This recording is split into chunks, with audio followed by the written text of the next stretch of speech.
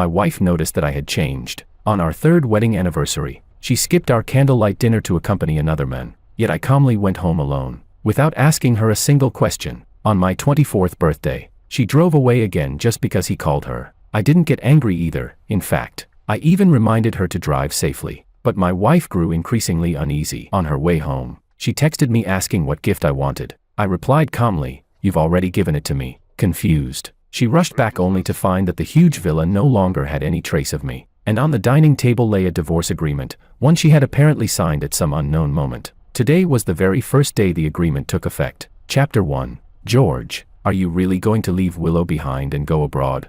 In the quiet cafe, I put down the spoon in my hand and looked at my friend across from me who wore an expression of shock. My tone was calm. I'm already divorced from her. What? Divorced? Caught off guard by such explosive news, my friend David was utterly shocked. The next second, he began speaking up for me angrily. Willow actually agreed. You treated her so well these 3 years, anyone would have warmed up even if they were a rock. Does she really have no feelings for you at all? I smiled faintly, my eyes flickering. Actually, I didn't even know whether she agreed or not. Half a month ago, when I gave her the divorce agreement, she signed it while answering a phone call. She didn't even listen to what I was saying before rushing off. She never asked about it afterward. Now, I only need to wait another half month to get the divorce certificate, then I'll be free. I was just about to speak when a gentle female voice came from behind us. Are you done talking?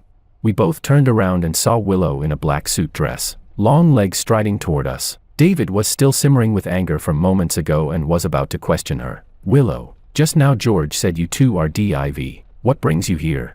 I placed a calming hand on David's arm, shook my head slightly, cutting the words off at the right moment. She smiled. It looks like it's going to rain later. I came to pick you up on the way. I returned a small smile. After saying goodbye to David, I stood up, grabbed my bag, and left with her. On the way back, the rain pattered softly, while the car remained silent, facing the husband she'd accidentally married back then. Willow parted her lips several times as if trying to start a conversation, but then she remembered she hadn't been home for half a month. After a long silence, she finally seemed to recall something and spoke. George, what was that document you asked me to sign half a month ago? Only now she remembered to ask. Well, she had spent the past half month revolving around Makoto. How could she care about something so trivial? I curled my lips, just about to answer, when her phone rang again. Willow, I drank too much. My head hurts. Can you come pick me up? Hearing that slightly whiny tone from the other end, her long fingers gripping the steering wheel turned pale, and her expression darkened instantly. Makoto, I've told you so many times, I'm married. The other end fell silent for a moment before saying, so what if you're married? Back then, the groom at that wedding was supposed to be me. His careless tone completely infuriated her. In the 3 years we'd been married, I had only ever seen her calm and composed. For the first time, I saw her lose control. She slammed the brakes, the tires screeching loudly against the ground. Then why didn't you show up? The person on the phone went silent. After a moment, his voice came back slightly choked. Sorry. I won't bother you anymore. The call ended quickly, but her expression didn't improve. If anything, it sank even further. Her fingers tapped on the steering wheel. After a long moment, she finally gave in completely and typed out a few words, as if resigned. Send me the address. Seeing the address he sent back, she turned to me with guilt written all over her face. I knew what she was about to say, so I spoke first. Go take care of what you need to. I'll take a cab back. Watching me open the door and raise my umbrella, she ultimately couldn't help feeling bad. She said softly, once I'm done, I'll come back and accompany you. I nodded, standing in the rain, watching her drive away. A swirl of complicated emotions surged in my eyes. This was my 7th year liking Willow. I still remember the moment I fell in love with her at first sight in the dance studio. She was wearing her practice skirt, her graceful figure swaying as she moved. With her talent alone, she won the provincial dance competition and became the shining star that captivated the entire audience. The fanboy beside me shouted excitedly, explaining her background to a newly arrived classmate. From the Design Institute, Willow Liu, a legendary figure at University B. From the well-known Liu family in City A. But unfortunately, in the school belle's heart, there had always been only one person, Makoto, her childhood sweetheart whom she had dated for many years. She would spend extravagant amounts of money to rent out the entire sports field to perform just to celebrate Makoto's birthday. She would swallow her pride and publicly beg him to get back together. All because someone had confessed to her and Makoto, jealous and childish, blocked her on purpose. She would wait for him in the snow until her hands were frostbitten. Yet even if Makoto ditched her to play basketball with his roommates, she never complained. During all 4 years of university, I heard countless stories about Willow and Makoto's romance. I always thought I would be like a background character in a romance novel, quietly witnessing the two of them end up together. Until 2 years ago, when Willow graduated and couldn't wait to marry Makoto. I didn't receive an invitation, but I attended that grand wedding anyway, as a classmate. But even as the ceremony started, Makoto still didn't show up. Willow went mad, calling him 99 times. All she received was a text from him saying he didn't want to get married so early, and that he had already left the country. Willow's patience finally ran out that day. She stopped tolerating his tantrums and picked up the microphone. Today, I, Willow, have decided to change the groom. Which single man would like to volunteer?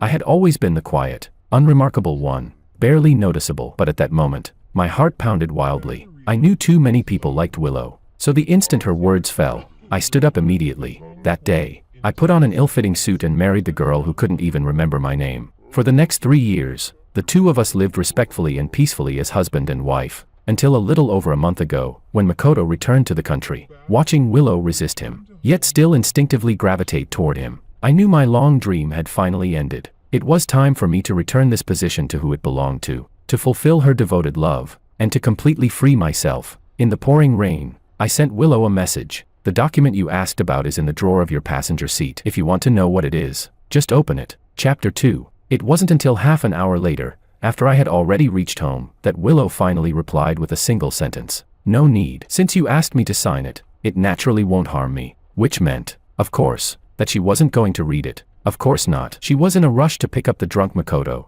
How would she have time to check it?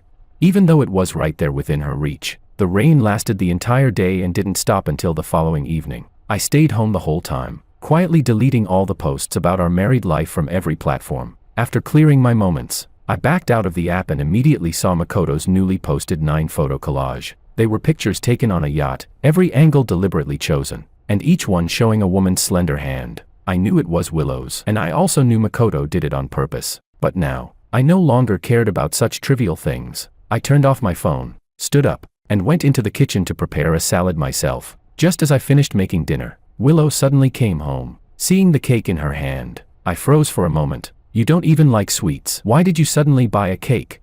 She walked over, glanced at my dinner, and frowned slightly. Today is your birthday. Did you forget? Why are you eating such a simple meal? I was stunned. When I was 4 or 5, my parents divorced and left me with my grandmother. When I was 15 or 16, my grandmother passed away. With no one to care about me, I stopped celebrating birthdays altogether. But in the 3 years after marrying Willow, she remembered every single one. No matter how busy she was, she always made time to come back and celebrate with me. Whenever I returned from long trips, she would worry about my safety and personally pick me up from the airport. Whenever there was any anniversary, she would personally prepare something, giving me unexpected surprises. I once thought all those small gestures of care and kindness meant affection, until 1 month before our wedding anniversary, when she used work matters as an excuse to cancel the candlelight dinner we had reserved in advance. Disappointed, I went to the bar because David called me to bring him a jacket, but instead, I unexpectedly ran into Makoto. He was dead drunk, holding onto the woman who was supposedly working overtime, refusing to let go. Her face darkened, and she pried his arms off angrily. Makoto, don't you dare pull this crap again. Let go. What do you take me for? Something you can toss away and pick up whenever you feel like it.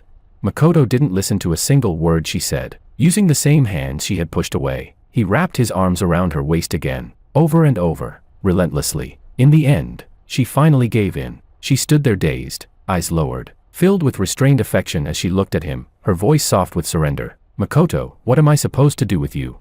At that moment, the bag in my hand slipped to the ground. Countless images flashed through my mind. The tightly interlaced hand squeezing through a crowd. The tilted umbrella in the pouring rain. The figure in a graduation gown offering a ring in proposal. Every scene was proof that Willow's heart belonged to Makoto alone. I had witnessed those moments with my own eyes, so I couldn't deny the truth. Not even after 3 years of marriage. Not even though I was her husband. Not even though I had once received a bit of her kindness. None of it changed anything. To be precise, whatever little affection Willow ever showed me was nothing more than what I had stolen during Makoto's temporary absence. I clung to those crumbs of sweetness, thinking I had obtained everything, but in reality, I had never possessed her, not even for a single second. So looking at the 24 on the cake, I felt nothing. I simply bowed slightly out of politeness and said, "Thank you." She lit the candles and smiled gently. "George, we're husband and wife. Don't say thank you like we're strangers. Make a wish." I nodded. I had just started to stand when her phone rang. Seeing the slight tremble in her eyes, I knew exactly who it was. So I sat back down, and just as I expected, a minute later she hung up, and Willow left again. Hearing her car gradually fade into the distance outside the window, I curved my lips into a faint, bitter smile. The room lights were off. The flickering candles cast my lonely shadow onto the wall. I pressed my hands together and made my wish for my 24th birthday. For the new year, George will no longer love Willow. Chapter 3. 3 days later, our class of 21 from the College of Computing had a reunion. I only realized after arriving that Willow was there too. She was surrounded in the center of the group, but the moment she saw me, she immediately walked over and sat beside me. Seeing the two of us sit together, the atmosphere in the private room suddenly became strange. I knew the reason, because of me. In the eyes of our university classmates, I married Willow simply to climb the social ladder, so no one respected me, but I didn't care about their malicious assumptions. I simply sat quietly, keeping my composure. The class monitor arrived late, carrying a big cardboard box, and greeted everyone. Thanks for coming today. First, it's a chance for us to reconnect. Second, our old activity, write a letter to yourself 5 years in the future, just reached its time limit. So let's read them together today. Instantly, everyone rushed forward, excited and noisy. Let's make this fun. Everyone randomly picks a letter and reads it out loud. Nice. Let me pick one first. The most energetic guy in class squeezed forward and drew a letter. The people beside him urged impatiently, so he quickly tore it open, cleared his throat, and unfolded the paper. Dear George, 5 years from now, how are you? I'm writing this under the sunlight, and although I don't know where or how you'll be when you read this, I want to convey the feelings I have right now. After the first paragraph, the room fell completely silent. Everyone's eyes moved toward me. Even Willow, who had been playing on her phone, lifted her head and looked at me in surprise. My face, usually expressionless, stiffened instantly as I remembered the contents of that letter. The guy glanced at me mischievously and continued reading. This year, you're 19, a sophomore, and you've fallen for Willow, but she doesn't know. And even if she did, it wouldn't matter, because she already likes someone else. Your secret affection is destined to go nowhere. You might ask me, if the ending is set, why can't you give up? What I want to tell you is this: what I like is her irresistible charm when she moves forward fearlessly in front of thousands. Her unintentional kindness when she picks up my fallen book in the evening breeze. Her sincerity and politeness even when she rejects someone's confession.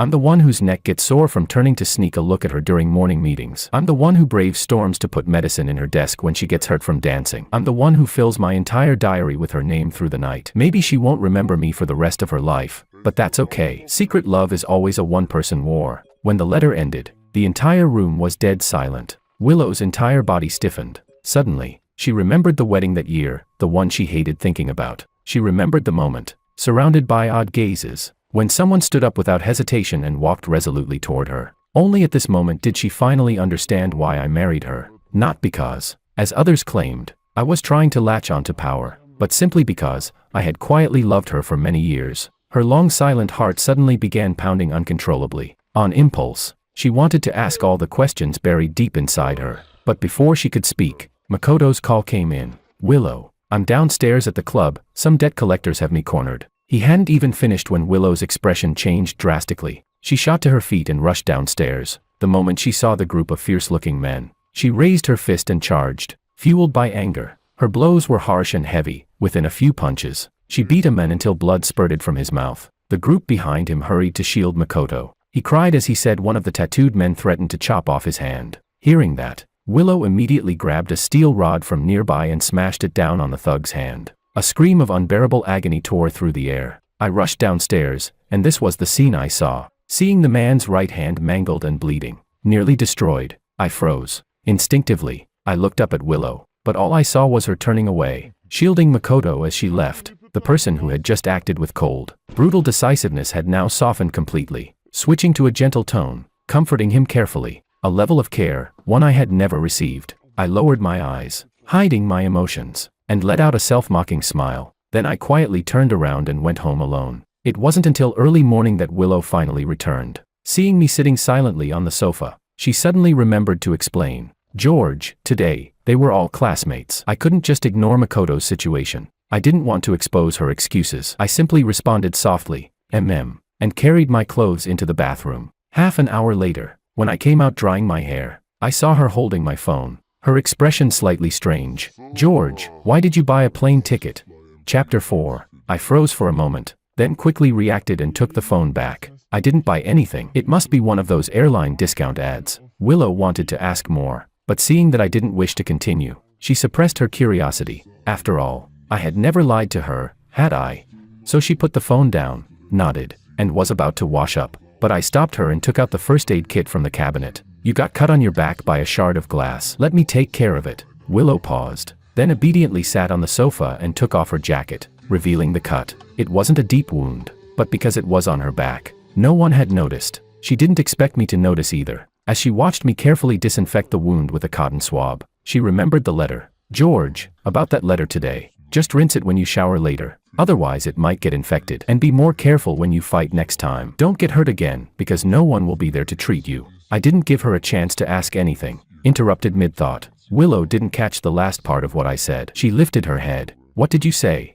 I said nothing. I shook my head, tied the bandage, and walked into the bedroom. By the time I finished drying my hair, Willow had also come out from her shower. She wrapped her arms around my waist and tiptoed, trying to kiss me, but I turned my head away, avoiding the warmth of her lips, my tone indifferent. I'm not feeling well today. I want to rest early. Willow didn't insist. She tucked me in gently and turned off the lights. The next day was a beautiful day. While I was washing up, I heard loud voices downstairs. When I walked out, I saw Makoto arriving with a group of people. Willow leaned against the doorway, frowning, her tone returning to its usual impatience. What are you doing here?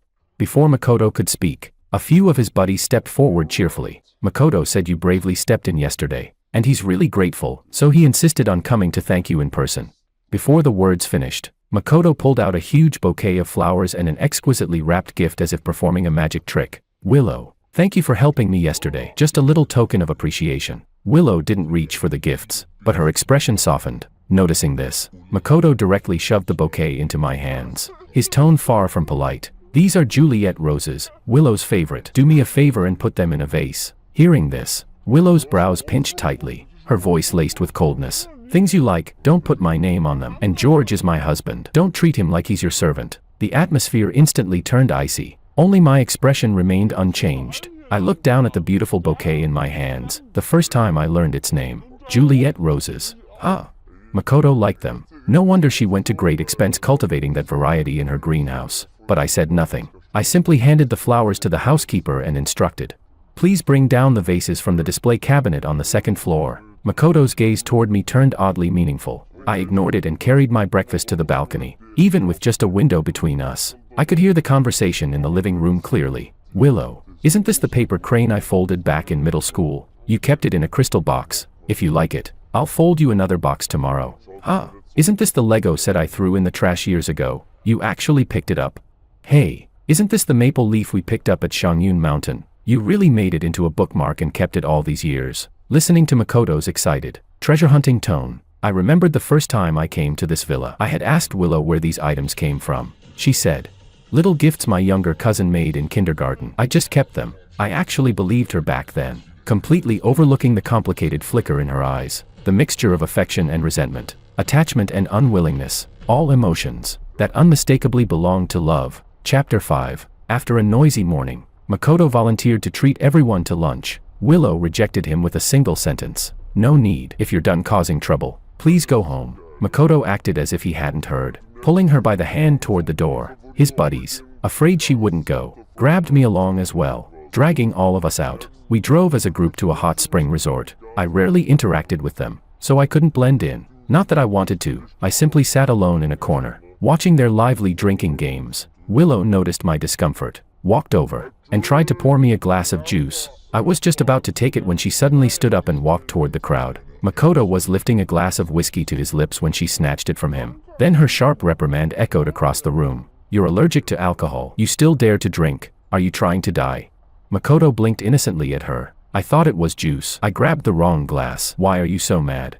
As he spoke, he casually took the juice from my right hand, smiling with curved eyes. Thanks. Willow's fingers tightened involuntarily, but in the end, she said nothing and returned to me, handing over the glass she held. Looking at the uneasy woman before me and the golden liquid in the cup, I didn't reach for it. I picked up my bag and stood up, my voice calm. I don't drink. I'll go soak in the hot spring first. Only then did Willow realize she had mixed up the glasses, her mind entirely on Makoto. She had handed me alcohol thinking it was juice. She wanted to explain, but I walked too fast. She didn't get the chance. The warm water soothed my exhausted nerves. Leaning against the edge, watching the rising steam, I grew sleepy and eventually dozed off. Maybe I had become used to noise, because I didn't hear the knocking from outside. Willow called my name several times with no response. Panic rising, then pushed the door open directly. Seeing me half asleep, her heart skipped a beat. She hurried into the water and held me up. I opened my eyes groggily, and because of the weightlessness, my arm slipped around her shoulders. Steam curled around us, skin touching skin. The atmosphere shifted into something intimate. Willow couldn't help but rise onto her toes. Just as our breaths mingled, footsteps suddenly intruded. Makoto rushed in and froze at the sight. The smile on his face solidified instantly. His lips pressed together tightly, shock and disappointment raw in his expression. He turned and left with clenched fists. Willow stiffened completely. Her first instinct was to set me down and chase after him. She only left behind one sentence. He misunderstood. I'll go explain. Explain. We were legally married. Even if he saw us kissing, what was there to explain? But she was still trapped in the past, still playing the role of Makoto's girlfriend in her mind. So of course she would instinctively want to explain. A person who once let themselves be tamed by love will never break the habit easily. Watching her hurried figure disappearing into the distance, I laughed softly, and then my eyes reddened. I wrapped a blanket around myself, opened the window to breathe, and saw Makoto storming out. He yanked his car door open, only for Willow to grab his arm. Their heated argument drifted clearly to my ears. George was asleep. I was afraid he'd catch a cold. Did you really have to get that angry? Yeah, he's your husband. I have no right to be angry. You should just go back and keep him company. Why bother explaining anything to your ex? Makoto, must you say things like this? What did I say? It's the truth.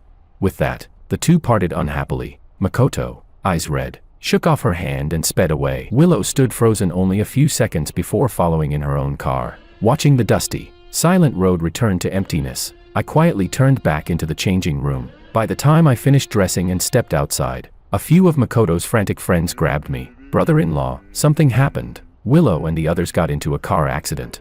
Chapter 6. When we rushed to the hospital, we saw Willow waiting outside the operating room. She was soaked in blood from head to toe, cold sweat dripping down her forehead, her eyes filled with panic and helplessness. It was the first time I'd ever seen her looking so disheveled. Makoto's friends crowded around her, asking what had happened. She clutched her hair in remorse, her tone full of endless pain. It's my fault. I shouldn't have said those things and made him angry. I shouldn't have let him leave alone. He sped up because he was upset with me. That's why he crashed. Hearing her take all the blame on herself, my eyelids twitched faintly. If those were just angry words, then what were her real thoughts?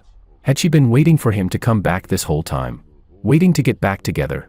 Maybe. I didn't want to think any deeper. A nurse came out at that moment, her face grave. The patient is experiencing massive bleeding, but the blood bank is running low. Is anyone here type O? We need emergency donors. The men all looked at one another. Every single one of them was type B. Only Willow was type O. She took off her jacket and immediately changed into sterile surgical clothing, following the staff into the operating room. Time passed slowly. Half an hour later, a nurse came out supporting a pale and weak Willow. No one knew how much blood she had donated. She had completely lost her strength and collapsed into my arms, dizzy. But the nurse didn't leave. She asked again.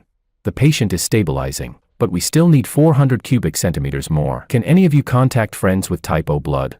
Everyone made calls during the wait, but no one could find another type O donor. As the atmosphere turned heavy, Willow, anxious beyond reason, forced herself to stand up. Only 400 cubic centimeters. I'll do it. The nurse stared at her in shock. You already donated 600 cubic centimeters. Do you still want to continue?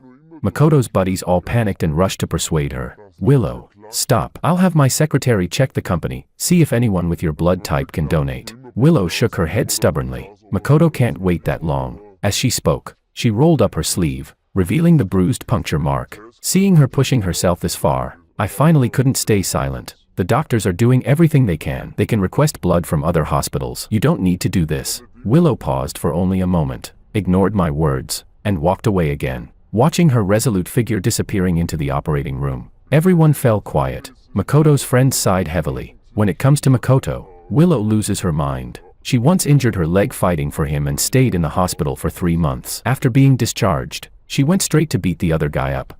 Right. In high school she even skydived from 5,000 meters just to win a limited edition watch he liked. Her equipment malfunctioned mid-air and she almost died. And now she's risking her life to save him again. I actually thought she still had feelings for Makoto and tried to help them reconnect. Damn, what a mess. They kept talking, completely forgetting I was standing right there. Listening to all these stories, I felt a distant clarity wash over me. Only now did I understand how laughable my thought had been on the day of the wedding, thinking I could somehow win over her heart. Love is love, and not loving is simply not loving. From the very beginning, I had made the wrong bet. So now, facing this utter defeat, I could only accept it. No one knew how long had passed before the red light above the operating room finally went out. The doctor pushed out 2 unconscious people. Everyone stiffened with tension and surrounded them. The doctor wiped the sweat off his forehead and looked at Willow, who had fainted. With a sigh, he murmured, "They must be lovers, right? Girls this devoted, you don't see many these days." I stood alone at the back. Under the harsh fluorescent lights, I let out a quiet, wordless laugh. Chapter 7. It wasn't until noon the next day that Willow finally woke up, groggy and disoriented. Her mind hadn't fully cleared yet, and the first words out of her mouth were about Makoto. Was his surgery successful? How is he? Did he wake up yet? Watching her anxious expression, I, who had stayed up the entire night, could only nod, my voice hoarse. The doctor said there were no complications. He just needs a few months to recover. Hearing that, the weight on her heart finally eased. But she still wasn't reassured. She lifted the blanket and tried to get out of bed to see him with her own eyes. No matter how much I tried to persuade her, she refused to listen. It wasn't until the nurse arrived with her 4-drip that Willow was forced to stop. Even then, when she saw the large bag of medication, her eyes still flickered with worry, her mind entirely on Makoto. After thinking for a while, she spotted the fruit basket on the cabinet and finally found an excuse. "George, I called Makoto's parents yesterday. They took the red-eye flight home and should be at the hospital by now. Help me bring the fruit basket to greet them, and check on Makoto's condition while you're at it." I looked at her for a long time before finally murmuring an okay. Carrying the fruit basket, I left the room. Makoto's ward was just 1 floor above. When I reached the door, I noticed it was slightly open. Through the gap, I saw Makoto holding an unfamiliar woman in his arms, his voice full of sweetness. "Baby, didn't you say you were bringing your parents to meet me? Why did you come alone?" "I wanted to bring them, but you're still recovering. It's not the right time. Once you're discharged, I'll take you home." "All right." Hearing this conversation, my hand tightened around the fruit basket. Makoto was dating someone, to the point of meeting her parents. Just then, the doctor came for rounds and pushed the door open, startling the 2 inside. Makoto looked up and his expression changed instantly when he saw me. "What are you doing here?" I didn't answer. I placed the fruit basket on the floor and turned to leave. Makoto, dragging his not yet healed body, chased after me and grabbed me at the stairway. "You're going back to tell Willow, aren't you?" I turned my head, catching the flash of panic on his face, my tone icy. "You already have a girlfriend. Why are you still clinging to Willow?"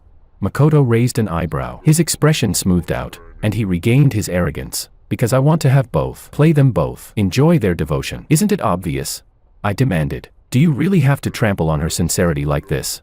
Makoto sneered, clearly proud of himself. "Of course, I have what it takes to make them crazy over me. Even someone like Willow, perfect little princess, can't resist." "What? You jealous? If you admit it, maybe I'll even teach you a thing or two." His shamelessness left me speechless. My silence only made him more pleased. His gaze swept over me and landed on the wedding ring on my hand. "You're just someone who picked up the leftovers. What right do you have to lecture me?" "Let me tell you, the day I didn't show up at the wedding, I never went abroad. I was just drunk and fooling around with 2 girls until dawn. If Willow hadn't been angry with me, you would never have had a chance to be her husband." The anger I had been suppressing for so long erupted completely. I couldn't hold it back. I slapped him. It wasn't even that hard, but he fell backward as if struck by a hammer, tumbling down the stairs. Before I could process what had happened, Willow rushed out of the elevator, pushing me aside. She hurried down the steps and gathered Makoto, bruised and trembling, into her arms. Her gaze toward me carried unmistakable fury. "He didn't offend you. Why did you hit him that hard?" Makoto intentionally showed the red handprint on his cheek and teared up in her arms. "Forget it. Willow, maybe George is upset because I'm your ex. I don't blame him. Let's just go." In one breath, he cut off every explanation I wanted to make, trapping the words in my throat. As I watched her expression sink darker and darker, I knew, no matter what I said now, it would be useless. Silence, to her, was no different from admitting guilt. Disappointment washed over her eyes. She helped him up and walked away, without looking at me again. Chapter 8. After leaving the hospital, I received a call from the staff saying that my visa was ready. I retrieved all my documents and began packing my luggage. The calendar on the table shed a page every day, and soon it was down to the last few. This year was about to end, and I was about to leave the city I had lived in for more than 20 years. During this entire week, Willow didn't come back even once. Makoto, on the other hand, sent me countless provocative messages every single day. 7 days before my departure, he sent a video. Willow was half kneeling, gently massaging his calf, her movements soft and tender to the extreme. As I watched the video, I threw away everything I had bought for her over the years into the trash bin. 5 days before leaving, he sent several photos. Willow had delivered a box of jewelry and personally slipped a ring onto his finger. I smashed our wedding photo into pieces and tossed it straight into the flames. 3 days before leaving, it was an audio recording. Willow, even in her sleep, murmured his name with deep affection in her tone. I packed up all the gifts she had given me after we got married and shipped them to a charity. This villa I once considered home slowly emptied out, and my small amount of luggage was gradually completed. The household staff, seeing this scene of total detachment, grew worried and came to ask what had happened several times. I smiled lightly, sounding relaxed. Just divorced, that's all, miss. She agreed. Agreed. I didn't know, but I thought, if Willow were to see that divorce agreement now, she would probably be very happy. After all, her heart and eyes were filled entirely with Makoto. 2 days before I left, Makoto sent another message. This time, the camera wasn't on Willow, it was on his parents. Looking at the three of them smiling around the hospital bed, I felt nothing. I still didn't reply. Instead, I opened my contacts and deleted Makoto, Willow, and everyone connected to them. On the day I left, the first snow arrived. I carried all the diaries I had organized last night and all the unsent love letters into the garden. The orange firelight illuminated my face and burned away all the memories of youthful affection. I tilted my head up, watching the drifting snowflakes, wondering how long it would take for the snow to cover the ashes. Just as I drifted into thought, the tightly closed gate suddenly opened. After being gone for so long, Willow finally returned, walking briskly. She glanced at me crouching on the ground, then walked into the living room. When she came back out, she stopped beside me. Seeing the pale pink envelopes, she couldn't help recalling that letter at the party. The heart that had stayed angry for so long finally softened a little as she spoke. I've been busy lately. When I finish things in a couple of days, let's sit down and talk properly. Talk? About the divorce? I smiled, lifted my eyes to her, and spoke with complete calm. There's no need to talk. The thing you wanted the most. I already gave it to you a month ago. A thing. What thing? Just as she was about to ask, her phone buzzed a few times. She opened the messages, and her brows and eyes softened with delight. Seeing her expression, I tossed the last few love letters into the fire and stood up. My tall figure blocked the flames behind me. She finished replying just as the letters burned out, and she forgot what she had wanted to ask. I personally escorted her to the door and opened the car door for her. A cold wind swept in. Seeing how lightly I was dressed, she gently told me to go back inside so I wouldn't catch a cold. But I insisted on staying outside to see her off. Through the car window, she saw me lift my hand and wave, saying something softly. She didn't hear it clearly, but it was probably just the usual drive safely kind of reminder. She had heard it countless times over the past 3 years, so she didn't take it to heart. The car started and quickly disappeared from view. I stood alone in the snow for a long time before returning to my bedroom, putting on my coat, and carrying my suitcase downstairs. The snowfall grew heavier, flakes landing on my head, making me look from afar as if I had white hair. The taxi stopped at the villa gate. Before getting in, I turned back for one last look and repeated the words that had been barely audible earlier. Goodbye forever, this city, and goodbye forever, Willow. Chapter 9. Willow drove straight to the hospital. Today was Makoto's discharge day. Last night, he complained that he wanted to look at childhood photos, so she had gone home specifically to retrieve them. Carrying the heavy bag to the elevator, she brushed past a woman she didn't recognize. From the woman, Willow caught a faint, familiar scent, Makoto's favorite perfume. This woman had just come out of his room. Was she one of his friends? A trace of suspicion rose in Willow's heart, but the elevator arrived quickly, and she dismissed the thought, pressing the button for the 7th floor. When Makoto saw her, his face lit up with a radiant smile. The two of them flipped through the photo album together, reminiscing about the past, talking about their childhood. Willow soon forgot everything else weighing on her mind. By noon, the Ito family came to pick Makoto up. Upon seeing Willow, they immediately expressed their gratitude. Willow bowed politely, her tone extraordinarily humble. Makoto's injury is partly my fault. Taking care of him is the least I can do. Hearing that, Makoto gently patted her hand. I already said it has nothing to do with you, Willow. Yesterday I even called my parents over to explain what really happened. Don't keep blaming yourself, okay? Ito's father nodded approvingly. All these years, his mother and I have been busy with work. If not for you taking care of Makoto, who knows how out of control he'd be. It's us who should thank you. Makoto walked to Willow's side, ready to act spoiled again, when his mother tugged him back. You're adults now. and you have your own family. Makoto still clings to you and causes trouble. Don't take it personally. We'll teach him properly so he won't bother you again." The atmosphere in the ward froze instantly. Willow understood the implication immediately. Her breath faltered for a second before she controlled herself, restoring her composure. The smile on her lips faded, replaced only by formality and distance. Makoto's expression changed too, but pretending not to understand his mother's warning. He looked at Willow with a cheerful grin, trying to change the subject. All right. Willow and I grew up together. What trouble? She even promised to drive me home today, didn't you?" Willow lifted her eyes to respond. But when she met the meaningful looks in the parents' eyes, the words she had prepared shifted. "I did say that, but my secretary just called. There's something at the company I need to handle. Since uncle and aunt are here, I won't intrude." After speaking, she didn't linger any longer and turned to leave the ward. She had barely taken a few steps when Ito's mother called her back, handing her the photo album. "Willow, in the past, it was Makoto who wronged you, but he was young then and didn't understand how rare true devotion is. Don't take it to heart." Looking at the elder who had watched her grow up, seeing the guilt on her face, Willow gently shook her head. "Auntie, I've already let go of the past. I won't hold it against Makoto. Please rest assured." Ito's mother sighed. Her eyes filled with regret as she looked at her. "It's Makoto who lacked the blessing, and the two of you simply weren't fated to be husband and wife. I heard from your mother that the man you later married is very filial, very steady, and that your relationship is good. You must cherish him. He's the one truly worth your devotion, the one meant to grow old with you." Chapter 10. Willow understood that Ito's mother meant well. She also knew that her story with Makoto Ito had ended the moment she stood on that wedding stage and, out of anger, declared she would marry someone else. During the past 3 years, she had tried to forget the past and live her life properly with George, but how could she easily let go of someone she had loved for 18 years?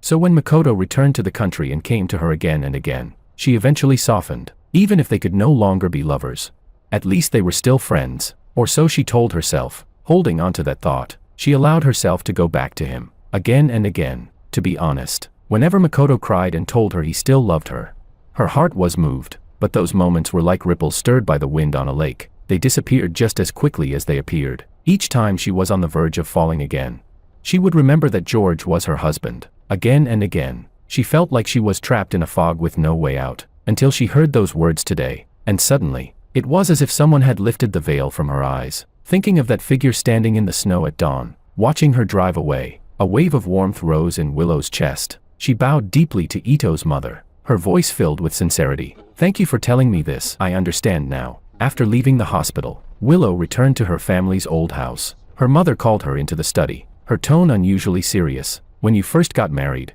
I thought George's family background didn't match yours, so I wasn't pleased with him. But in these 3 years, seeing how well he treats you, how he keeps the house running so smoothly, and how respectfully he treats us, I gradually let go of my resentment. You're not young anymore. I won't repeat myself. Let the past stay in the past. Stop clinging to what's gone. You're fortunate to have met such a good husband. It's time to settle down and live your life properly. Marriage isn't like romance. It's more like a slow-simmered porridge, patient, steady, lasting. You and George didn't have a strong emotional foundation before marriage, and you were young. Many things need to be talked through in time, or they accumulate into misunderstandings. Do you understand?"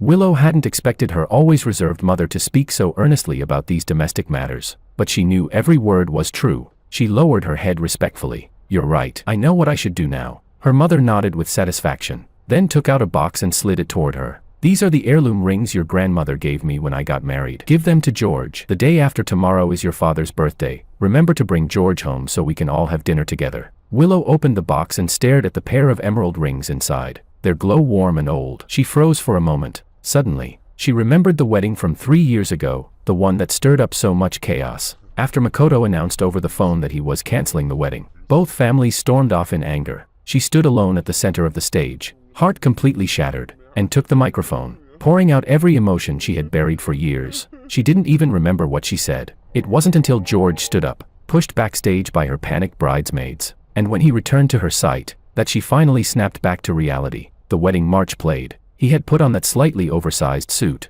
and step by step, he walked toward her with unshakable resolve. Together, they faced the thousands of curious, judgmental eyes below, fearless, steady, never backing away. Perhaps it was his steadiness that moved her. A sliver of courage rose from the ashes of her deadened heart, even though she didn't yet know the name of the man standing beside her. She had already made up her mind to treat well the person who would wear her ring. the one standing beside her for life, to never fail, the hand he extended to her, during the darkest moment of her life. Chapter 11. Willow placed the box containing the rings into the drawer of the passenger seat. Before closing it, she noticed that document inside. She frowned slightly, trying to recall when it had been placed there, but after searching her memory, she still had no clue. She was about to take it out when Makoto's call came in. Willow, my parents left already. My friends want to celebrate my discharge tonight. Are you done with work? Want to come hang out? This time, Willow didn't hesitate. She rejected him directly. Makoto's tone deflated instantly. He was about to act spoiled again when she quickly made up an excuse about having a meeting. After hanging up, she pushed the drawer shut and drove home. The villa, once lively, felt unusually quiet today. Willow looked around and found that many things were missing. The book he left on the coffee table months ago. The glass on the dining table. The throw pillow on the sofa. All insignificant little things George had bought. Before, she never noticed them, but today, for some reason, she immediately sensed something was wrong. She called the housekeeper over. Why are there so many things missing in the house? Sir threw them away. The elderly housekeeper replied respectfully. Then, seeing the look on Willow's face, he hesitated before continuing. Miss, are you really going to diver? Willow, with this heavy snow, I knew you'd definitely be home. How long has it been since you've hung out with your friends? Come on, let's go drink. A few of her close girlfriends burst through the door, linking arms with her and dragging her out before she could say anything. The unfinished word, divorce, was swallowed by the noise. Although they said they were there to drink, they knew Willow couldn't handle alcohol, so they only gave her cups of warm water. Watching the group playing games, Willow took a couple of sips, then pulled out her phone and typed a message to George. Did you go out today? Where did you go? When will you be back? Send me the address. I'll pick you up later. The roads are slippery in the snow. Be careful, don't fall. Before she could hit send, her friend, who had just gotten off a call, suddenly changed expression. She grabbed Willow by the arm and shouted urgently to the others at the table. Let's go. We're changing places. Something big just happened. Everyone stared at her, confused by her abrupt words. Chapter 12. Hearing the noisy commotion inside, everyone instantly grew excited and squeezed onto the bus together. All the way there, everyone kept asking where they were going, but she didn't say a single word, only shot occasional glances at Willow. The destination was a bar they had never been to before. Right before getting off, that close friend pushed Willow to the very front and then said a few strange, cryptic things. Willow, I've been hearing rumors for a while. I only held it back until it was absolutely confirmed. If you see something later, don't blame me. I'm really doing this for your own good. A group of girls who had grown up together, hearing her speak in such a serious tone made the smile on Willow's face slowly fade. She looked at the door right in front of her, hesitated, and then lifted her hand. When the door swung open, the scene inside the bar was revealed without obstruction. In the dazzling hall of flashing lights and swirling colors, everyone was immersed in the deafening DJ music. A white spotlight shone down, illuminating a couple passionately making out on the center stage as clear as day. Even from a distance, Willow recognized Makoto instantly. He was holding a flamboyant, seductive beauty. The woman's cheeks flushed unnaturally red, while his hands roamed over her back without pause. He looked nothing like the playful, capricious rich young master he usually was. They were like two completely different people. For a moment, the 7 or 8 people standing at the entrance fell into silence. Contrasting with their silence was the rising, feverish sound of people cheering inside the hall. Damn, he just got out of the hospital and he's already going this wild. They've been kissing for half an hour, aren't they gonna run out of breath? What's wrong with a couple kissing if their relationship is hot? You jealous or what? Actually, Makoto's been dating this girlfriend for like half a year, right? Still not tired of her. You think this one will last longer, maybe longer than Willow? Don't bother guessing Makoto's thoughts. He's just fooling around. Look at Willow, he dumped her for 3 years, and now that he's in the mood again, he toys with her like teasing a dog. Hearing Makoto's friends run their mouths so shamelessly, the girls' tempers shot up instantly. They couldn't swallow the insult. Pushing through the crowd, they stormed in. One went to shut off the music, one turned on the lights, and the rest jumped directly onto the stage, surrounding the two people who were still kissing as if nothing else existed. The sudden disruption shattered the lively atmosphere. Makoto snapped back to his senses and saw the unexpected intruders. His expression darkened immediately.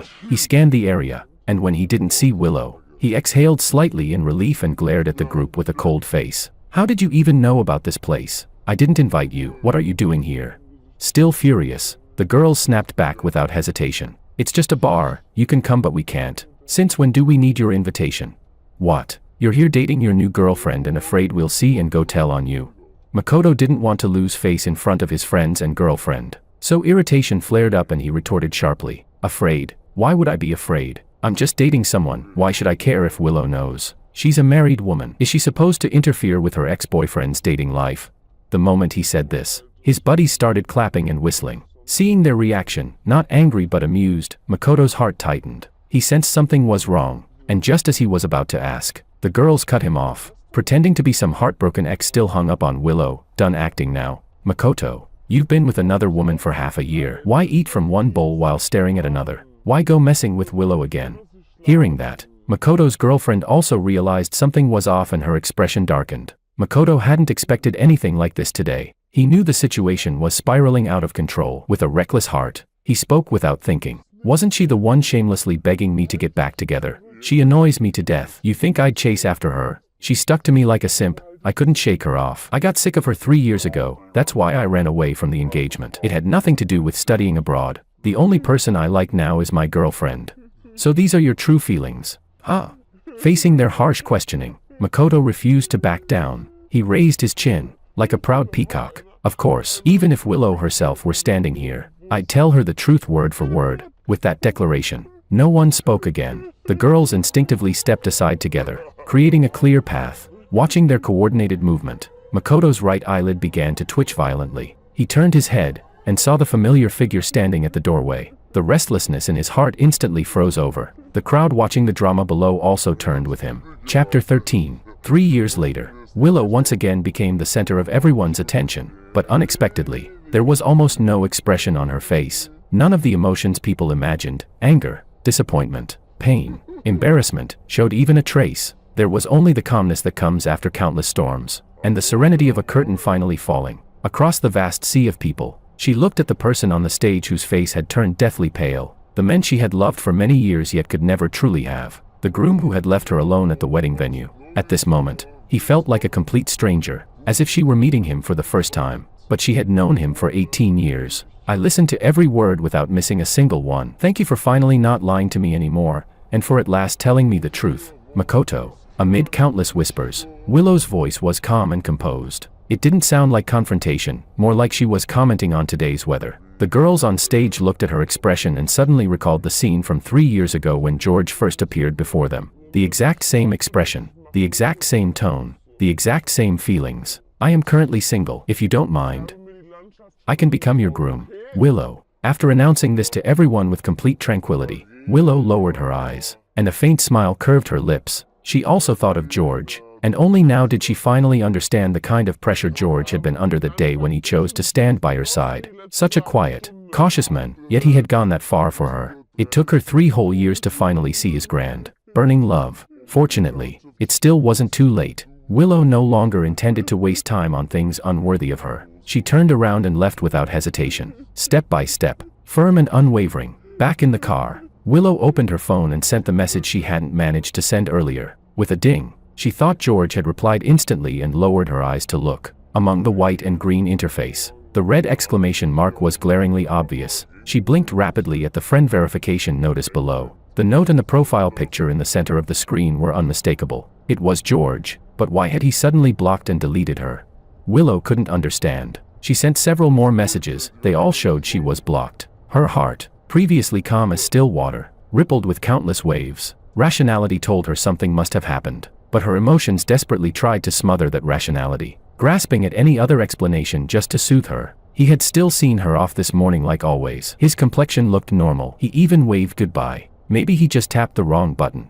Willow tried hard to reassure herself, but the way she sped off, flooring the gas pedal, betrayed her panic. She ran 10 red lights in a row before making it home before dark. Inside, everything looked the same as when he left, still cold and quiet. So quiet, it didn't feel like home anymore. Seeing the kitchen light on, she thought George was inside making sobering soup and rushed straight in. There was soup boiling on the stove, but it was the housemaid watching the pot. Seeing Willow, she quickly bowed and hurriedly ladled a bowl to hand it over. Willow hadn't drunk any alcohol, but still took a small sip. The hot soup slid down her throat, yet it wasn't the taste he was used to. Willow frowned and asked, "Isn't the sobering soup normally made by Mr. George?"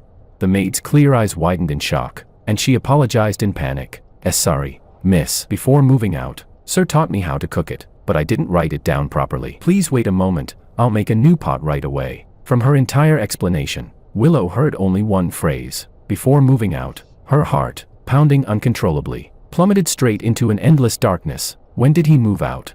This morning, after you left the house. Chapter 14. Living room, bedroom, study, bathroom. Willow searched through every corner of the house, yet there was still no trace of George anywhere. The old butler, drawn over by the noise, looked at her panicked, disoriented appearance and finally voiced the question he had been holding back in his heart. Miss, why did you agree to divorce, sir? Divorce? Hearing that word, Willow felt the entire world spin around her. She had never heard George mention such a thing. Why did everyone assume she was the one asking for a divorce? She tried desperately to recall everything that had happened recently, attempting to find some clues. David's strange behavior at the cafe, the plane ticket she hadn't gotten the chance to look at properly, the cryptic things George said this morning. The thing you wanted, I already gave it to you.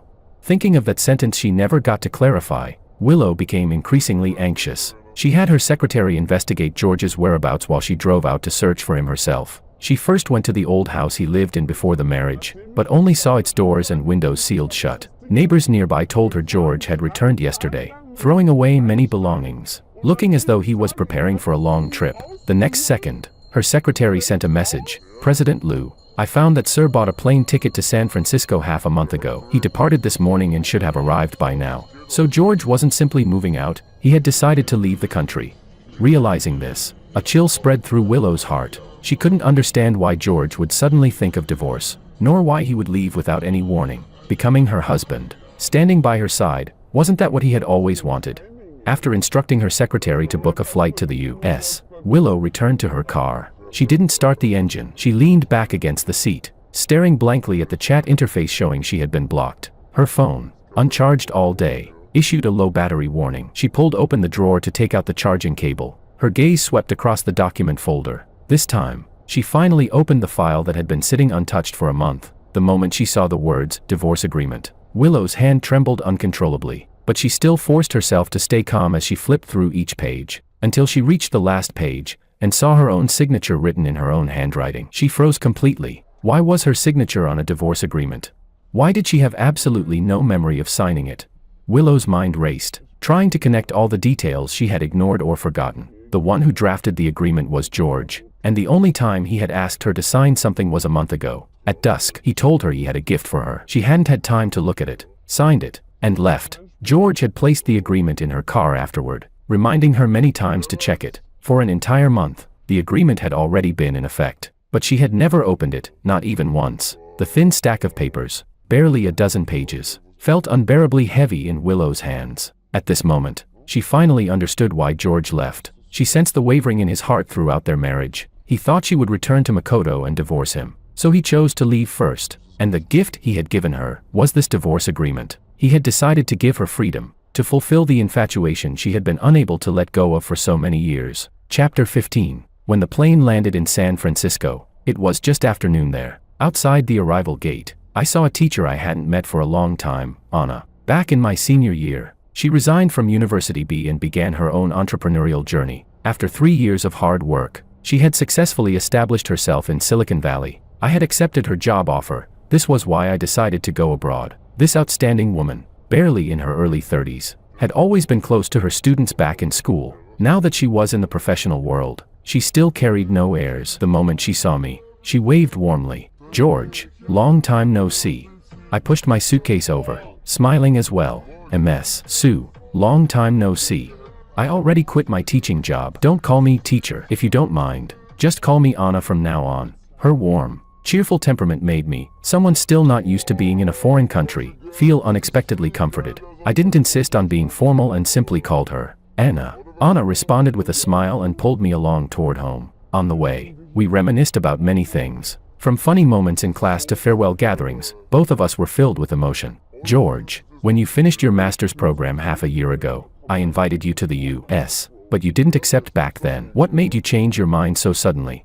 My eyes paused for a moment, then returned to normal quickly. After thinking for a few seconds, I chose my words carefully. At that time, I didn't know what I wanted to do yet, and I also didn't want to go abroad because of my family. So I didn't accept your offer, but now I've figured it out. Since I'm not sure what lies ahead, I might as well try exploring, maybe along the way. I'll find a new dream. Anna had been through the same stage and understood how lost young people could feel when they first entered society. She comforted me with a few gentle words. Life is always one step at a time. Look at me. I taught at a university for several years before realizing I wasn't suited for the ivory tower life. So I stepped out to see the world. You're still young. Feeling lost is normal. But as long as you take this brave first step, I believe you'll find your direction. With Anna herself as proof, her words felt like a dose of reassurance. After she parked the car, she brought me to the apartment. A standard 2-bedroom, 1 living room layout, facing south with plenty of sunlight, and a supermarket right downstairs. Seeing how clean and bright the room was, half my exhaustion faded away. Anna pulled me around to show me everything, explained all the important details, and then took me out for dinner. After eating, we stopped by the supermarket to purchase the essentials. After sending me home, she didn't disturb me further. She left her address and then departed. I took a shower, lay on the bed, and looked at the sky slowly darkening outside the window. Suddenly, everything felt unreal. Yesterday at this time, I was still wrapped in a blanket in the villa in City A, watching the heavy snow outside the window. And today, I had already flown across the ocean to another city, starting a new life alone. The room was quiet. Lost in my thoughts, I soon fell asleep. I had a dream. In the dream, I sat at Willow's wedding. And this time, Makoto didn't run away, he married her. I watched them exchange rings and vow to spend their lives together. I left during the moment everyone cheered for their kiss and returned to the silent campus, where I buried myself in studies for 3 years. After graduation, I flew to America to begin a new life, never returning again. And in this short lifetime, the only connection between Willow and me was those 4 years as classmates. After that, her bridge was her bridge, my road was my road. I was forever the stranger whose name she never remembered. Perhaps the dream felt too real. When I woke up the next day, I was still half dazed. I couldn't distinguish reality from the dream. I sat on the sofa alone for a long time. It wasn't until noon, when Anna called, that I finally snapped out of it. George, are you up? I'm downstairs at your building. Want to get lunch together? Chapter 16. I found Anna's car in the parking lot. I pulled open the passenger door, and as I bent down, I caught a glimpse of someone sitting in the back seat. Out of courtesy, I didn't look closely, thinking I would wait for Anna to introduce them. After I sat down and fastened my seatbelt, the person beside me didn't speak, but a familiar voice came from the back. Did you rest well, George? Hearing that familiar voice, I jerked my head up. Through the rearview mirror, I saw a familiar face. It was Willow. Though it had only been 1 day since we last saw each other, she looked exhausted, as if she hadn't rested in a long time. Yet her eyes, when they met mine, were clear and unwavering. For a moment, countless words rose to my throat, but I didn't know where to begin. In the end, I said nothing at all. The car fell into silence. A minute later, Anna finally sensed something off. She quickly turned to glance at me and tried to ease the atmosphere. George, this is your classmate Willow. Don't you recognize her? She just landed and called me wanting to catch up. Since you two were classmates, I thought we could all have a meal together. You don't mind, right? Of course I minded, but in front of Anna, who had no idea what was going on between us, I had to stay composed. So I forced a casual smile and replied, Anna, whatever you arrange is fine. I'm just a bit dizzy from the jet lag. Anna nodded with a laugh, telling me to take it easy, and then turned her attention to Willow in the back. Willow, are you okay? Do you want to go back and rest first? We can meet later. Willow hadn't slept for almost 30 hours, but she knew now was not the time to rest. So she shook her head lightly. No need. Then let's eat first. I already made a reservation. Funny, you two barely interacted back in school. And yet you ended up running into each other again in San Francisco after graduation. Running into each other.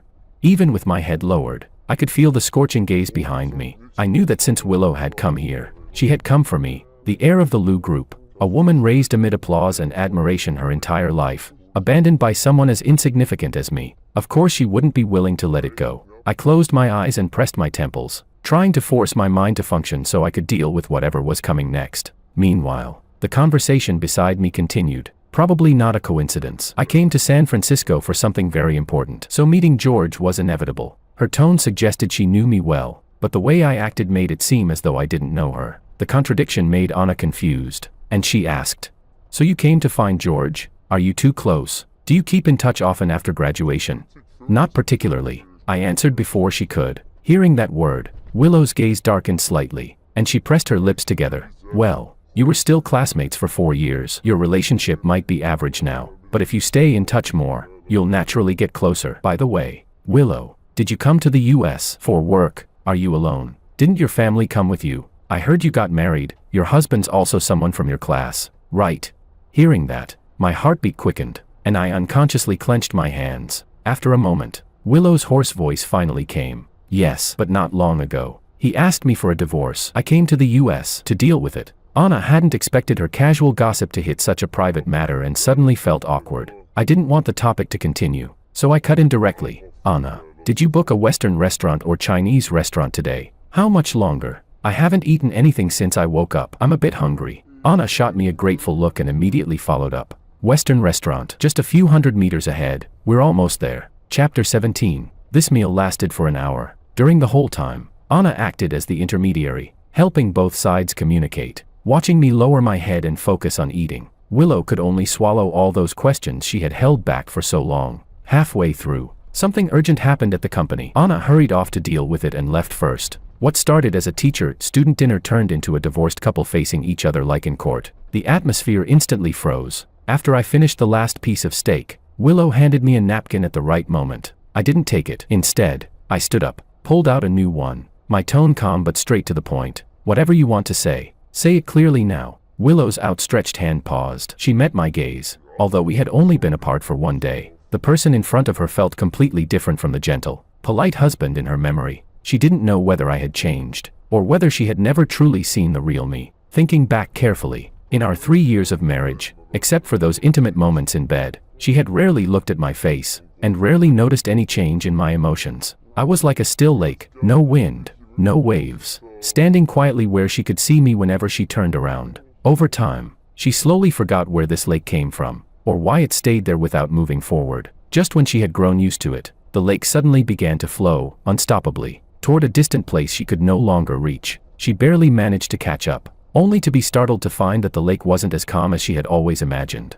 Nor would it stay in one place forever for her selfish desires. Everything she had perceived before was nothing but her own self-imposed illusion. Facing this brand new version of me, someone she had never truly met, Willow found herself at a loss. But she knew that the reason I wanted a divorce must be connected to her. So from the very beginning of this negotiation, she sincerely expressed her apology. George, I'm sorry. In the past 3 years, I failed to fulfill my duties as a wife. I didn't give you a proper family atmosphere, and I ignored all your efforts. I'm truly sorry. I knew every word she said at this moment was genuine, but I wasn't moved by these belated apologies. I understood that from the very beginning. She and I were a mistake, something that was never going to end well. Expecting someone who doesn't love you at all to build a family with you and spend their whole life devoted to you. That was an impossible fantasy to begin with. Not to mention, she had never let go of someone else from start to finish. The reason I brought up divorce was simply because I had finally realized how childish and laughable I had been 3 years ago, and I just wanted to correct the path I had taken. It had nothing to do with responsibility, nothing to do with atmosphere, nothing to do with effort. So I only told her one thing. I don't need your apology. All I need is for you to submit the divorce agreement. Then mail me the divorce certificate. Cash on delivery is fine. Willow froze. On the plane here, she thought there was still a chance. She stayed awake the entire night, thinking about how to apologize and win me back. But only at this moment did she realize how firm my resolve truly was. Looking at my calm face, a trace of panic flashed in her eyes. Her voice grew hurried. Do we really have to get divorced? Why? I looked straight at her, speaking clearly and decisively. I married you because I liked you. I'm divorcing you because I don't like you anymore. That's all. Chapter 18. After leaving the restaurant, I didn't go home right away. I went to Anna's company instead. Seeing me arrive alone, a trace of surprise flashed across her face. Where's Willow? After you left, she said she also had something to take care of. Since I'll be starting work in a couple of days, I figured I'd come take a look around first. Anna didn't think too much about it. Her tasks had just been handled, so she warmly gave me a tour of the entire company. After work, we had dinner together before I finally returned to my apartment. The moment I walked in and unlocked my phone, I saw a verification request. It was from Willow. Suddenly, her words before we parted surfaced in my mind. Since you've made up your mind about the divorce, I'll respect your decision. It's me who wasn't worthy of your affection, who failed to cherish your feelings. I'm sorry, but after all, we were married for 3 years. Even though we split up, could we still be friends? Friends? Between Willow and me, what reason was there to continue being friends?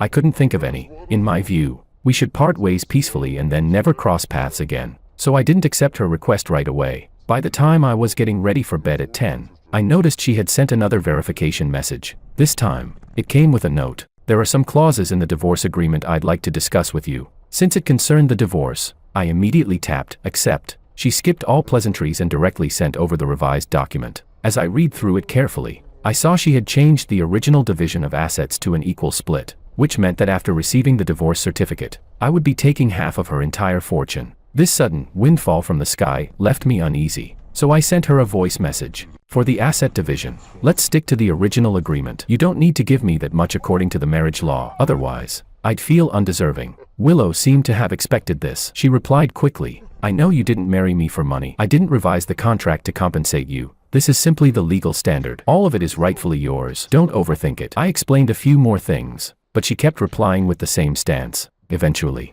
I grew tired of arguing and let her decide. Days passed. I officially began my job and gradually adapted to my new rhythm of life. A month later, I received the divorce certificate, along with countless properties, shares, and other assets. Looking at the bank account filled with more zeros than I could count, I had no idea what to feel. In the end, I put all the documents and cards away, pretending nothing had happened, and continued living as usual. Winter passed. Spring arrived. As always, I went to work. Right after entering the building, Anna called me into her office. The meeting today was about arranging collaborative projects with several domestic IT companies. They needed to choose an assistant to accompany her back to the country for negotiations. Her gaze swept across the room and finally landed on me. George, you'll come with me. The moment she called my name, I was surprised. I had only been employed for 1 quarter. Logically, this kind of major project shouldn't fall to me. But since Anna had chosen me, all I could do was agree. After the meeting, we stayed behind in the conference room. She didn't beat around the bush. George, although we'll be negotiating with 4 companies on this trip,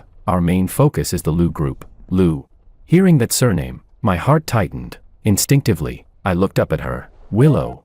Anna nodded. After hesitating for a moment, she chose to be honest. After our last small gathering, Willow met with me again in private. The direction of this project was set during that meeting. She told me some things about you and her. Since it's your personal business, I never brought it up. But now the project is at a crucial stage. To ensure everything goes perfectly, I want to ask for your help. Come back with me to work on the negotiations. I know this request is a bit presumptuous, but I hope you can understand. Chapter 19. I didn't really understand what Anna meant. I was just a newcomer who had joined the company not long ago, with no background or connections. For a project this important, what was the point of bringing me along?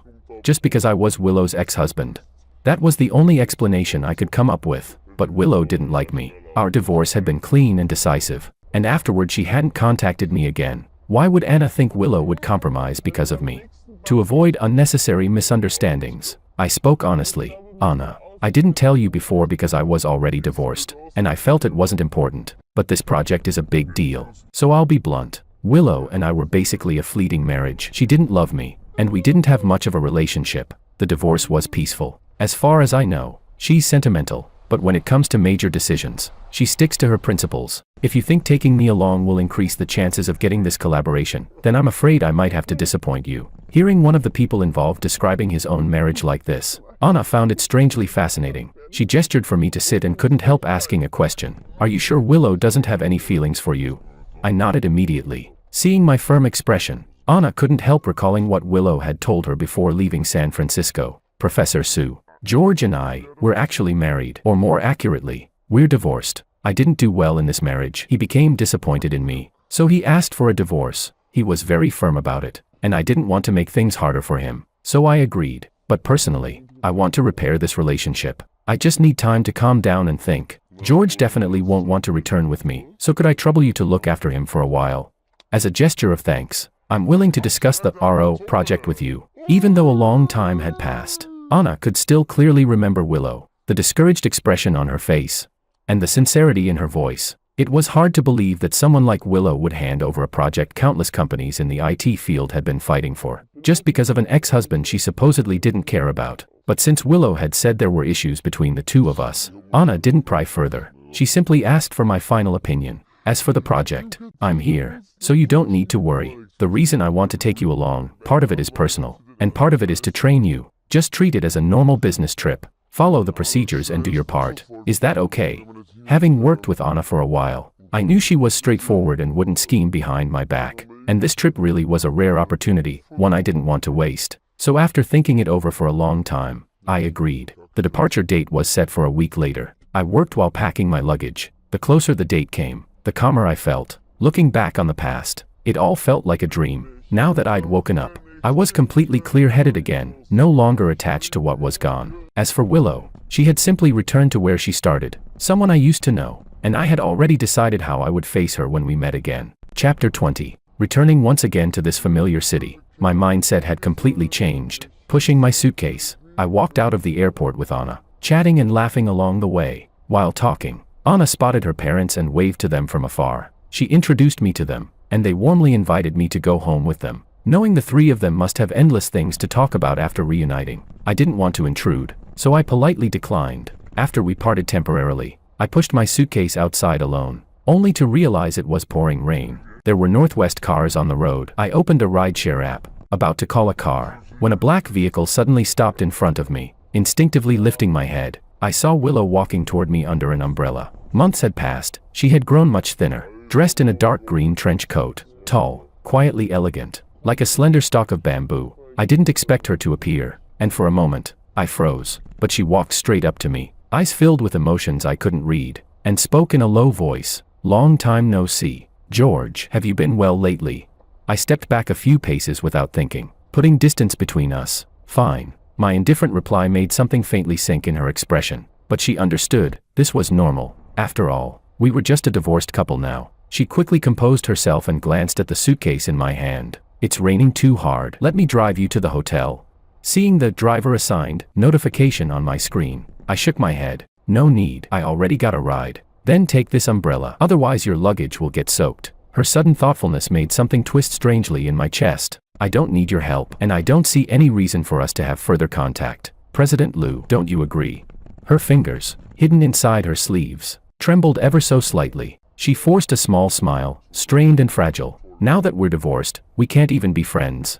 I put my phone away, took out my own umbrella, and looked toward the approaching car. Before the divorce, we were only former classmates. After the divorce, it can stay that way. You and I come from different worlds. There's no need to pretend we're friends. Every word was clean, sharp, and emotionless. This time, she was the one who froze. She watched as the driver loaded my suitcase into the trunk, watched me open the car door, watched me close the umbrella, and it felt like something was slipping further and further away from her grasp. Just as I was about to shut the door, she suddenly stepped forward and grabbed it. Amid the pounding rain, her voice rang out clear and resolute. "I don't believe we're from different worlds. George, you may have heard countless people whispering about your background, questioning your decision to marry me, but I want you to know, I have never looked down on you. Not once did I think you were unworthy of standing beside me. You simply accepted what you had and bravely pursued what you loved. There is no reason for you to belittle yourself." After living alone for nearly 10 years, it was the first time anyone had ever said something like that to me. I turned my head toward her, the corner of my lips lifting slightly, rarely. "Thank you." Chapter 21. After settling my luggage in the hotel, the rain had stopped. Carrying my bag, I headed to the restaurant to meet David. The two of us hugged tightly and immediately started catching up on each other's lives. When David heard that I had taken half of Willow's assets, his jaw dropped so wide it could swallow a plate. He grabbed my shoulder, ignoring the strange looks from the people nearby, and screamed uncontrollably, "Aha, my brother is rich now. Damn, if I cling to your thigh, does that mean I won't have to worry for the rest of my life?" I quickly covered his mouth, apologized to the annoyed customers around us, and dragged him into a private room. Once we were alone, David blinked dramatically and whispered, "So, did the money actually arrive?" "It did, but I don't dare spend it. It feels like some windfall that'll be taken back any moment." David couldn't stand hearing that. He grabbed my arm and lectured me earnestly. "What windfall? This is your legal share. If Willow's that generous, then just use it. What's there to feel guilty about? It's not like you held a knife to her throat and forced her to marry you." He wasn't wrong. Seeing that I was slowly relaxing, David grinned, picked up the menu, didn't even bother looking at it, and slapped it into the waiter's hand. "Your most expensive Australian lobster or whatever, bring me one."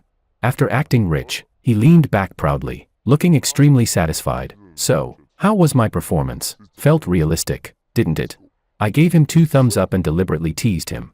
"Very impressive. I just wonder if you'll still look that confident when the bill arrives." "Ah, George, aren't you treating me?" After a big meal, David was completely fulfilled. Seeing his satisfied expression, I pressed the service bell. Just as I was about to pay, a mocking voice suddenly sounded behind me. "Well, if it isn't George." David and I turned around and saw a group of people coming down from the upper floor, mostly alumni from B University. all circling around Makoto as they approached our table. David leaned over and whispered gossip in my ear. George, the day after you left the country, the whole scandal about Makoto 2-timing and 3-timing blew up everywhere. Since too many people were involved, it even trended online. I heard it was Willow's best friends who exposed everything. His reputation nosedived. He panicked and tried to crawl back to Willow, but she didn't even give him the time of day. You should have seen his face when she rejected him in public, green and white at the same time. Funniest thing ever. Makoto, having caught bits of the conversation, immediately darkened. He glared at me with hostility, his voice full of resentment. George, didn't you leave the country? What are you doing back here? That has nothing to do with you. What are you so proud of? Don't tell me you think coming back means you have a chance to get close to Willow again. She never cared about you before, and she definitely won't now. I had no clue why he had such strong hostility toward me. I was already divorced from Willow, but I didn't want to argue with this group, so I paid the bill and pulled David along to leave. My indifference only made Makoto angrier. He quickly stepped in front of us, blocking the way. You stole my wedding spot and took half of Willow's fortune. You're just a scheming, gold-digging wannabe. What are you pretending for? Even with that money, look at yourself. That poor boy stench all over you. Don't get it on me. Chapter 22. A few of Makoto's lackeys burst into laughter after hearing his insult. David, furious, was about to rush forward to argue with them, but I quickly held him back. I looked at Makoto calmly, my voice light and steady. The money Willow gave me was something she offered on her own. Just like all those rumors about you, legitimate, justified, and absolutely true. After saying that, I didn't bother checking his expression. I simply dragged David away, stabbed right in the heart. Makoto flew into a rage. He shoved a passing waiter forward. The pot of steaming hot soup tipped over, spilling straight toward David and me. Just as the scalding liquid was about to hit us, Willow leaped in front. The burning soup splashed across her entire left hand. The exposed skin blistered instantly, dozens of bubbles rising all at once, and her face went pale in seconds. Makoto hadn't expected her to show up at all. He panicked, rushing forward to check her injury, but Willow held back the agony with sheer willpower, teeth clenched, and looked at him with eyes colder than ice. Out of respect for Uncle Ito and Aunt Ito, I've never confronted you for what you did, but if you continue acting like this, I don't mind teaching you a lesson. Makoto tried to explain, but she didn't give him the chance. She took David and me, both shocked and worried, and strode out. The cold night wind sobered me up. Seeing the burn on her arm, I grabbed the car keys from her pocket without a word. We rushed to the hospital. The nurse gasped at the sight of the wound and immediately called for the doctor. It was late, and David had work the next day. It took quite a while for me to coax him into leaving. Soon, only the two of us remained in the emergency room. Willow endured the pain silently. I turned around, took 2 tissues, and gently wiped the sweat threatening to drip from her forehead. She lifted her eyes, saw the guilt pooling in mine, and whispered shakily,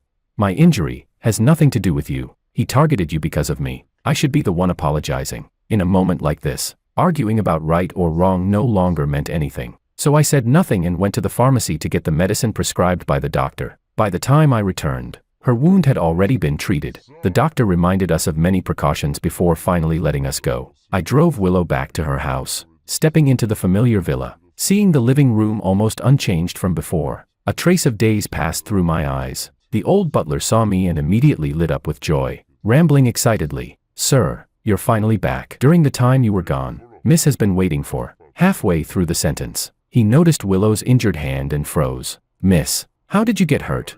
I ignored his first words and passed him the medicine, repeating the doctor's instructions before turning to leave. Watching my figure grow distant, Willow felt something inside her hollow out. She wanted to ask me to stay, but when the words reached her lips, they died there. Her hesitation and disappointment only made the butler more anxious. Unable to hold back, he chased after me and called out, pouring out everything he hadn't had time to say. "Sir, now that you're back, please don't leave again. These 3 months, aside from work, Miss spent her days staring at the flowers you planted, zoning out. At night she dreamed about you coming home. Every week, she flew to the US to see you, but she never dared contact you, afraid she'd disturb you. I hadn't known any of this. I thought she had completely moved on, that she'd started a new life." Hearing the butler's words, my first reaction was disbelief. Willow, wasn't she the one who only loved Makoto? Why would she do so many irrational things for me, her ex-husband? So I didn't take his words to heart. Instead, I told him seriously, "Uncle Law, Willow Liu and I are already divorced. I've put the past behind me. Whatever happens in the Liu family has nothing to do with me anymore. And don't call me sir, just call me George from now on. It's getting late. I'll head back." Please take good care of yourself. Chapter 23. After a brief 2-day rest, I returned to work mode. I followed Anna to negotiate the collaboration details, and I learned a great deal from the process. The project progressed unusually smoothly. Everything unfolded naturally, without any obstacles. During the negotiation with the Lu Group, Willow Lu herself did not attend. She sent a vice president in her place. I quietly let out a breath and handed over the prepared contract. After reviewing the terms, the vice president expressed clear interest in cooperating but raised one condition. During the entire duration of the contract, the coordinator responsible for communication between both parties must be me, personally designated by the Lu Group. Anna immediately guessed the truth. This was definitely Willow's idea. She wanted to use this collaboration as an excuse to keep me here. After considering it carefully, Anna decided to ask for my opinion directly. So when we left the Lu Group building, we found a cafe to sit and talk. "George," she said, slightly hesitant, "I know it may be presumptuous, but, if you don't mind, could you tell me the story of your marriage with Willow?" I was silent for a moment, then eventually laid everything out, exactly as it had happened. 4 years as classmates, 3 years of marriage, together. They made up almost a third of my life, yet when telling it to someone else, the whole story felt weightless, as if I were recounting a stranger's past. Those vast, overwhelming feelings that once carried me through countless dark nights had long been worn down by time. Anna sat quietly after listening, unable to pull herself out of the emotions. She didn't know what to say. Any words in that moment felt pale and powerless. Silence flowed in the private room, looping endlessly. Seeing the heartache and regret in her expression, I smiled softly, my voice carrying the calmness that comes after surviving every storm. "Anna, I know you're worried. You want this project, but you don't want me to get hurt. I chose to tell you these old stories because I want you to know, I really have let go. Whatever their reasons are for making this request, I'll treat it strictly as work. I may not have much experience, but as long as you need me, as long as the team needs me, I'll do my best. I won't let anyone down." Hearing my firm promise, Anna's eyes filled with tears. This project meant everything to her. It was her decisive chance at success. She had given her all to secure this collaboration, and the key piece in all of it was me. Using wasn't a pleasant word, but the truth was simple. The only leverage she had was Willow's lingering feelings for me, and it was the only way for her to win this project. Thankfully, I understood her dilemma and was willing to help. All her complicated gratitude in the end settled into the single soft sound of 2 glasses clinking together. At the end of April, Anna prepared to fly back to San Francisco with 4 signed contracts. I went to the airport to see her off. We hugged for a long time. Seeing a familiar figure appear in the distance, Anna couldn't hold back and asked softly, "George, you loved her for 7 years, and now she finally understands her own feelings. Are you really not going to give her another chance?"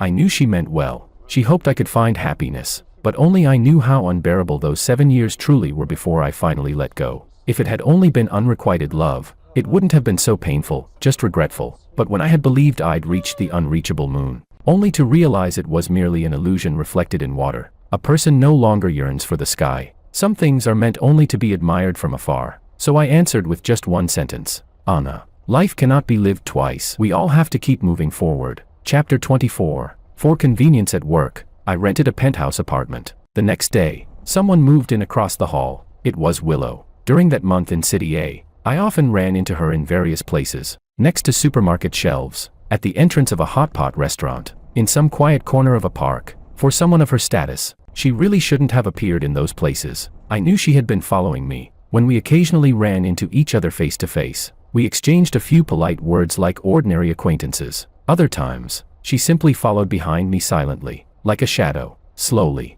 in my own little world, I got used to it. I even treated it like having a free personal assistant who didn't need to be paid. After becoming neighbors, our encounters grew more frequent, and Willow's smile became noticeably brighter. Occasionally, she would take the initiative to ask whether I wanted to take a walk together, have dinner together, or travel somewhere together. I always found an excuse to refuse. Every time I said sorry, her eyes would dim. Countless times, I thought she wouldn't ask again, but the next day, she would appear once more, as energetic and hopeful as ever, greeting me with warm enthusiasm. Watching her offer so much of herself, without reservation, reminded me, for no particular reason, of her college days with Makoto. Back then, she was like this too, afraid of being rejected, trying her best to please the other person, losing herself in the process. But I wasn't Makoto. I wouldn't shamelessly enjoy her kindness, nor toy with her feelings to feed my own ego. I only wanted to live each day well, to enjoy life, nothing more. Days passed.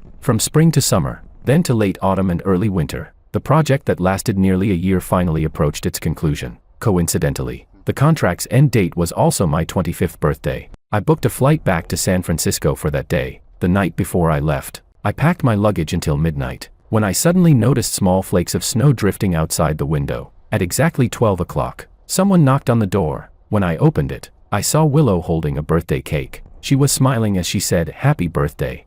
But I could sense the sadness hidden beneath her expression. I was stunned for a moment, then quickly returned to my usual calm, thanking her politely. After she lit the candles, I pressed my hands together and made a wish. When I opened my eyes, I saw the faint glow of hope flickering in hers. "What did you wish for?" "The same as last year." The conversation ended abruptly. Willow suddenly remembered what had happened on my birthday last year, and the smile on her lips slowly turned bittersweet. I lowered my gaze to avoid her eyes. The atmosphere froze. After a long silence, Willow asked a strange question. "George, the day you left last year, when you sent me out of the house, what did you say?" I didn't hear it clearly. What was it? I honestly couldn't remember. Those cold, heavy memories, the ones I didn't want to revisit, had already been blurred and washed away by time. What I remembered vividly were only the warm, bright pieces of life, the moments that brought me comfort just by recalling them. And as a new year of my life arrived, all I hoped for was that the people I would meet, and the things that were yet to come, could end well. So I casually made up 2 simple lines and offered them as my answer. "Wishing you happiness, and wishing myself happiness too." Chapter 25. When I woke up, the world outside the window had turned into a field of white ice and snow. It was still snowing. As I went downstairs, I saw Willow waiting by the roadside. She walked over, trying to take my suitcase, her tone carrying a mix of emotions I couldn't quite decipher. "It's hard to catch a taxi in this weather. Let me drive you to the airport." This time, I didn't refuse. I could sense she still had things she wanted to say, and this time when I left, there truly wouldn't be a return date. Some things needed to be given a proper ending. After the car started, she drove very slowly. Whether it was because of the slippery roads or her doing it on purpose, I couldn't tell, but we had plenty of time, so I said nothing and simply watched the snowy scenery pass by outside the window. Minutes slipped by. Eventually, the silence became unbearable for Willow. She wanted to speak, to steady her panicked heart, to move me enough to stay. "George, do you remember the Christmas of our second year of marriage?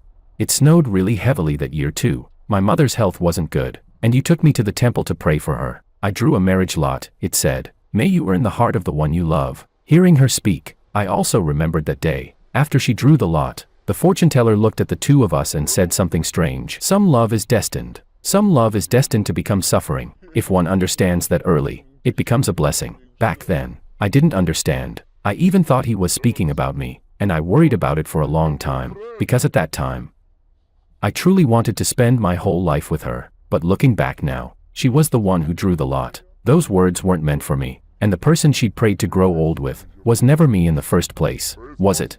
Thinking of this, I let out a small laugh. "I don't really remember." Willow froze for a few seconds, then quickly searched for a new topic. Most of it was about the small, mundane moments of our married life. Many of them I had already forgotten, but she remembered each one vividly. I didn't know that over the past year, she had revisited those memories again and again, so many times that every detail was etched into her mind. She was trying to use those warm fragments of the past to move me, but there was no expression on my face.